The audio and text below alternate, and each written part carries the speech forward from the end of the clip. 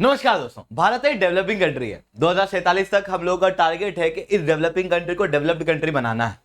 ऐसी कंडीशन में भारत के अंदर रिसर्च एंड डेवलपमेंट बहुत ज्यादा जरूरी है। अभी भारत के अंदर डेवलपमेंट बहुत तेजी से हो रहा है, पर रिसर्च उस लेवल पे नहीं हो पा रही। अब आप समझना कि विश्व के अंदर सबसे बड़ी सुपर पावर्स आप किसे कहोगे? अफ्रीकन कंट्री को या अमेरिका, चाइना, इन देशों को? अमेरिका, चाइना क्यों बड़ी पावर्स बन के उभर के आ रही है? क्योंकि वहां पर रिसर्च एंड डेवलपमेंट हो रहा है। चाइना और भारत के अंदर लगभग सेम प्रकार की इकोनॉमी है, एक बड़ी आबादी दोनों में देखने को मिलती है। बट चाइना की इकोनॉमिक ग्रोथ इतनी फास्ट क्यों हुई? क्योंकि उन्होंने तेजी से रिसर्च डेवलपमेंट वगैरह किया, दूसरी जगहों की चीजों को कॉपी किया, अपने यहाँ पे प्रोडक्ट बनाया, दूसरे देशों को बेचना शुरू किया। यह रोल है रिसर्च एंड डेवलपमेंट का, जो किसी इकोनॉमी को बहुत तेजी से ग्रो कराता है। अब भारत को भी डेवलप होना है, तो ऐसी कंडीशन में भारत के अंदर रिसर्च एंड डेवलपमेंट करना होगा। पर भारत के अंदर रिसर्च एंड डेवलपमेंट होता है, उसके अंदर इशू यह है कि आज के समय पर रिसर्च एंड डेवलपमेंट, जैसे अगर आप साइंस सेक्टर में बात करोगे तो वो आईआईटी, एनआईटी, आईआईएससी, इन जगहों पे ज्यादा देखने को मिलता है इंस्टेड ऑफ प्राइवेट सेक्टर। ऐसा क्यों है? क्योंकि आईआईएससी, आप मान लो कि आप खुद मालिक हो, आप ऐसे व्यक्ति हो जो फंडिंग दे रहे हो, है ना। आपके सामने एक तरफ आईआईटीज या आईआईएससी और दूसरी तरफ कोई प्राइवेट छोटा मोटा कॉलेज है, आप किसको फंडिंग दोगे? ऑब्वियसली आप देखोगे इनके रिकॉर्ड अच्छे हैं तो इनको फंडिंग दे दोगे। तो यहाँ पे रिसर्च डेवलपमेंट होता रहेगा, यहाँ पे कोई रिसर्च डेवलपमेंट होगा नहीं, इनको फंडिंग मिलेगी नहीं। क्योंकि रिसर्च एंड डेवलपमेंट के लिए फंडिंग चाहिए ना, क्योंकि फंडिंग यहां मिल रही है, इस कारण से रिसर्च डेवलपमेंट है, इधर फंडिंग नहीं है, इस कारण से रिसर्च डेवलपमेंट नहीं है। ऐसी कंडीशन में देश के अंदर एक माहौल क्रिएट कराना जरूरी है, प्रॉपर रूप से फंडिंग देना जरूरी है। इतनी फंडिंग क्रिएट करना जरूरी है कि आईआईटीज के अलावा प्राइवेट सेक्टर को भी निवेश मिल सके।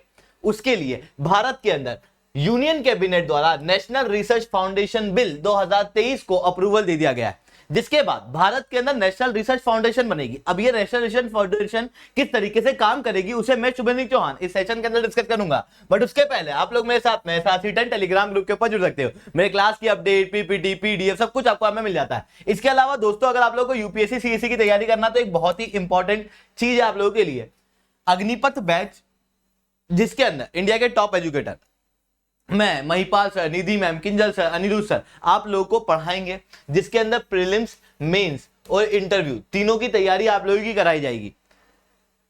इतना ही नहीं दोस्तों, इसके अंदर सारे सब्जेक्ट कवर होंगे एक्सेप्ट योर ऑप्शनल, यानी कि जीएस1, जीएस2, जीएस3, जीएस4 सब कवर करेंगे, एथिक्स कवर करेंगे, सीसेट कवर करेंगे, सब कुछ कवर किया जाएगा। एग्रीकल्चर से लेके एनवायरमेंट से लेकर सब कुछ कवर कर देंगे। बस ऑप्शनल जो है वो आपको अलग से करना पड़ेगा। साथ में आपको इसी बैच के अंदर टेस्ट सीरीज दी जाएगी, प्रीलिम्स के लिए भी, मेंस के लिए भी। 40 के आसपास टेस्ट सीरीज प्रीलिम्स के लिए मिलेगी, 10 टेस्ट सीरीज जो है वो मेंस के लिए मिलेगी। अगर आप ऑफलाइन जाओगे तो यही चीज आपको 1.7 लाख रुपए की पड़ेगी। अनअकैडमी प्लेटफॉर्म पे यही अग्निपथ बैच हम लोग 14,999 के अंदर आप लोगों को दे रहे हैं, क्योंकि ऑनलाइन के अंदर ज्यादा बच्चे जो है वो बैठ सकते हैं। वहीं इसी के अंदर अगर आप लोग SRC10 कोड का प्रयोग कर दोगे तो आपको ये सब्सक्रिप्शन यानी कि ये बैच केवल 7,999 के अंदर मिलेगी। तो जाओ सब्सक्राइब करो, SRC10 कोड का प्रयोग करो। SRC10 कोड का प्रयोग करने के बाद में आप लोगों को मेरे द्वारा 1-on-1 मेंटरशिप भी मिलेगी। अब देखो, ऑप्शनल हम लोग अग्निपथ बैच में नहीं करा रहे हैं, तो सर ऑप्शनल कैसे करें? तो ऑप्शनल के लिए ज्योग्राफी ऑप्शनल हम लोगों के पास में अवेलेबल है। इसके लिए आपको अलग से पेमेंट करना पड़ेगा 7,999 का, और इस बैच को चलाएंगे अमित कुमार सर, ठीक है। अगर आपको चाहिए कि मेरे को अग्निपथ बैच भी लेना है और मेरे को ऑप्शनल भी लेना है, तो आप कॉम्बो ले सकते हो, जिसके अंदर आपको ये 14,999 का पड़ेगा। मैं अभी भी रिपीट कर रहा हूं कि ऑप्शनल के अंदर केवल ज्योग्राफी ऑप्शनल ही होगा। अगर आपका ऑप्शनल ज्योग्राफी और आपको यहां पे पढ़ना है तो आप बिल्कुल से पेमेंट कर सकते हो, ठीक है। इसके अलावा अगर आप हिंदी मीडियम से हो तो आप लोग बोध बैच के अंदर जुड़ सकते हो, उसके अंदर भी ये सारी फैसिलिटीज हैं। अब ये जो सब्सक्रिप्शन है ये कहां से लेना है, मतलब इस बैच के अंदर कैसे इनरोल करना है, तो उसके लिए लिंक जो है मैंने नीचे पिन करा दिया, आप उसके जरिए जुड़ सकते हो।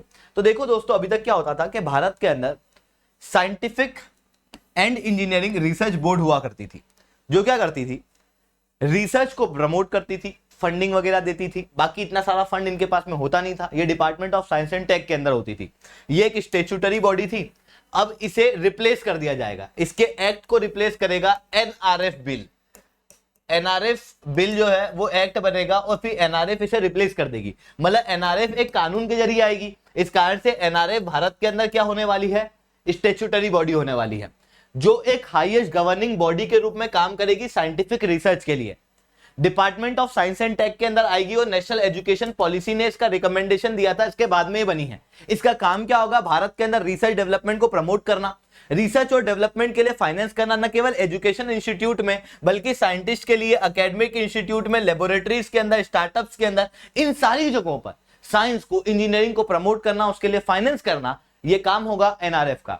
अब एनआरएफ का स्ट्रक्चर किस तरीके से होगा, तो देखो इसके अंदर जो डिसीजन मेकिंग बॉडी है, जो चीजों के डिसीजन लेगी कि देखो आईआईटी को इतनी फंडिंग दे देते हैं, उस कॉलेज को इतनी फंडिंग दे देते हैं, स्टार्टअप को इतनी फंडिंग दे देते हैं, एक काम करते हैं कि इंक्यूबेशन सेंटर खोल देते हैं जहां पर बच्चे आएंगे, उनके स्टार्टअप बताएंगे, जो अच्छा स्टार्टअप होगा उसको हम लोग फंड करेंगे। इस तरीके के डिसीजन है ना, मतलब ये छोटा डिसीजन बता रहा हूं, बड़े लेवल पर डिसीजन कि एक काम करते हैं 50,000 करोड़ का पैसा है तो एक काम करते हैं कि 10,000 करोड़ इनको दे देते हैं, 5,000 करोड़ इनको दे देते हैं। वो सारी चीजें जो है वो कौन डिसाइड करेगा, वो डिसाइड करेगी एक board, national research foundation board, जिसके एक्स ऑफिशियो प्रेसिडेंट होंगे भारत के प्रधानमंत्री और एक्स ऑफिशियो वाइस प्रेसिडेंट होंगे मिनिस्टर ऑफ एजुकेशन और minister of science and take.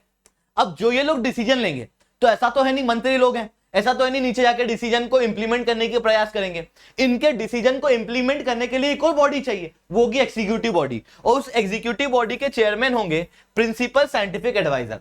इस तरीके से पूरा स्ट्रक्चर जो है वो हम लोगों को एनआरएफ का देखने को मिलेगा। अब एनआरएफ के अंदर फंडिंग कैसे आएगी, तो देखो भारत सरकार 10,000 करोड़ रुपए एनआरएफ के लिए देगी। अगले 5 साल के अंदर 10,000 करोड़ रिसर्च एंड डेवलपमेंट के अंदर भारत सरकार द्वारा आएंगे, 36,000 करोड़ प्राइवेट सेक्टर द्वारा आएंगे, और बचा हुआ पैसा जो पुरानी scientific and engineering research board है उसका फंड, वो सब कुछ एनआरएफ के अंदर शिफ्ट होगा। और अगले 5 साल में 50,000 करोड़ रुपए साइंस एंड डेवलपमेंट के अंदर लगाए जाएंगे, जिसकी वजह से बेनिफिट क्या होगा, इसकी वजह से और ज्यादा रिसर्च एंड डेवलपमेंट हो पाएगी। अब आप समझना प्राइवेट सेक्टर निवेश कर रहा है, तो प्राइवेट सेक्टर एक ऐसे इंस्टीट्यूट में निवेश करेगा जिसकी वजह से प्राइवेट सेक्टर को फायदा हो। जैसे मान लो कि मैं प्राइवेट सेक्टर का आदमी हूं, आपका एक कॉलेज है मान लो, तो मैंने कहा कि यार देखो मैं जब ये पूरा फंक्शन करता हूं या फिर मेरे यहाँ पर ये सारी मशीनें चलती हैं तो इसकी वजह से मेरे ऊपर 10,000 का खर्चा लगता है। कुछ ऐसा रिसर्च डेवलपमेंट करो कि ये खर्चा जो है वो केवल 5,000 का हो जाए, उसके बदले में तुमको फंड करूंगा। तो क्या हो गया कि मेरी जो मशीनें हैं वो और ज्यादा इफेक्टिव हो गई और आपके एकेडमिक इंस्टीट्यूशन के अंदर नए रिसर्च एंड डेवलपमेंट हो गए। इसकी वजह से क्या हुआ, इंडस्ट्री और एकेडमिक इंस्टीट्यूट का आपस में कोलैबोरेशन हो गया।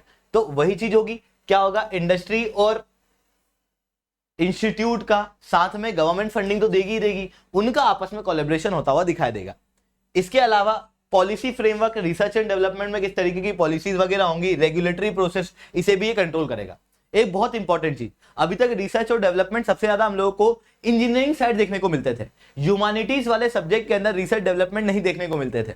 ये एनआरएफ जो होगा वो सोशल साइंस और ह्यूमैनिटीज के अंदर भी रिसर्च एंड डेवलपमेंट को प्रमोट करने का काम करेगा।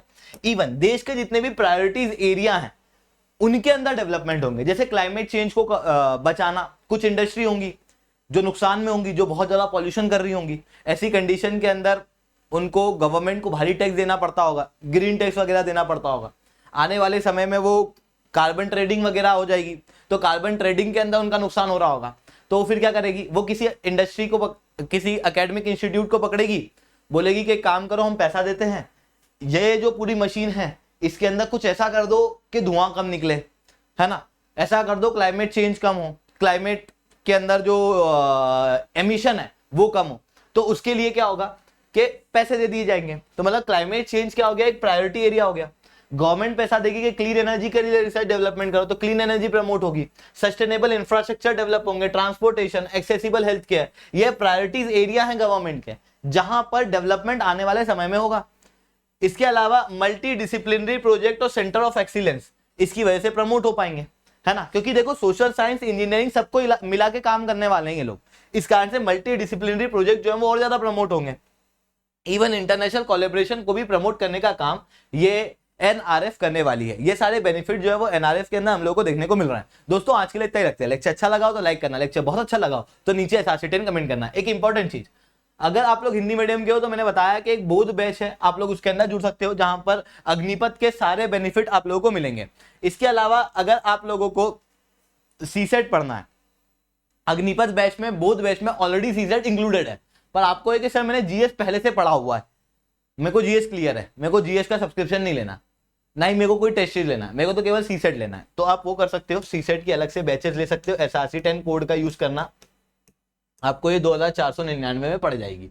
इसके अलावा प्रीलिम्स की अग्निपथ की टेस्ट सीरीज है, आप इसे भी ले सकते हो 299 के अंदर। अग्निपथ बैच के अंदर ऑलरेडी टेस्ट सीरीज इंक्लूडेड है, पर आपको चाहिए नहीं मेरे को तो अलग से टेस्ट सीरीज लेना, अग्निपथ बैच नहीं लेना, तो आप कर सकते हो, ठीक है। तो मतलब पूरी फ्लेक्सिबिलिटी आप लोगों को दी हुई है। ऑनलाइन का यही बेनिफिट है कि आपके हाथ में फ्लेक्सिबिलिटी रहती है, तो आप वो चीज कर सकते हो। दोस्तों आज के लिए इतना ही रखते हैं। That's all from my side. जय हिंद, जय भारत।